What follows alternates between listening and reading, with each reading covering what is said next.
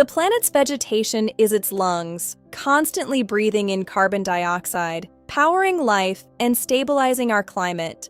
But what happens when the atmosphere itself becomes a threat? Plants absorb CO2 through photosynthesis, a process we measure as gross primary productivity, or GPP.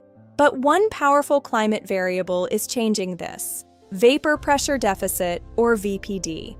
VPD measures the dryness of the air. The higher the VPD, the drier the air, and the more water plants lose. To survive, plants close their stomata, tiny pores on their leaves. But there is a trade-off. Closed stomata block CO2 entry, reducing photosynthesis and lowering GPP. With global temperatures rising, we must ask, how much does this atmospheric drying actually cost us? To find out, we analyzed the FluxNet 2015 dataset using ground-based flux tower measurements from 5 distinct biomes: forest, grassland, cropland, savanna, and semi-arid ecosystems. After cleaning the data and filtering for daytime conditions, we processed approximately 381,000 high-quality observations. We binned and smoothed the GPP and VPD values to reveal underlying trends. Our goal was to find the tipping point for each biome. Specifically, the threshold where GPP drops below 60% of its maximum.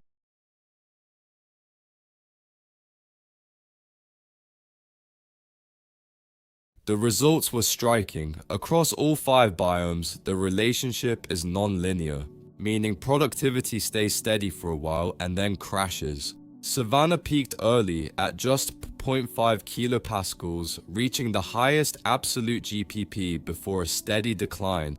Croplands were the most resilient, sustaining high productivity even past 2 kilopascals. Grassland, however, showed a steep, sharp drop-off after just 1 kilopascal.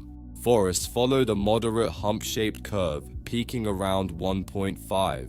Meanwhile, semi-arid ecosystems stayed at the bottom of the chart, barely rising above baseline, reflecting a system already under constant water stress.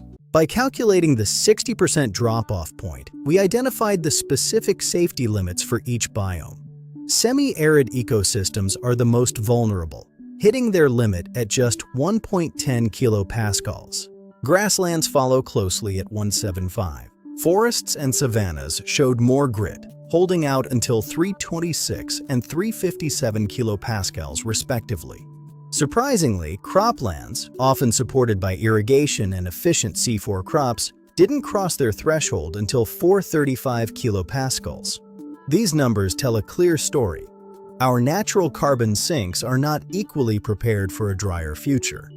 Some are already functioning at their physiological edge. Why these differences? It comes down to roots and adaptation. Grasslands and semi-arid systems have shallow roots. They run out of water fast when the air gets dry. Savannas and forests have deep roots that tap into subsurface moisture, delaying the crash. As climate change pushes VPD higher, these vulnerable grasslands and semi-arid regions face a high risk of crossing into GPP collapse. Understanding these thresholds is essential for building better climate models and conservation strategies. We are moving into a drier world. We need to know how the lungs of our planet will respond. Data provided by FluxNet 2015. Thank you for watching.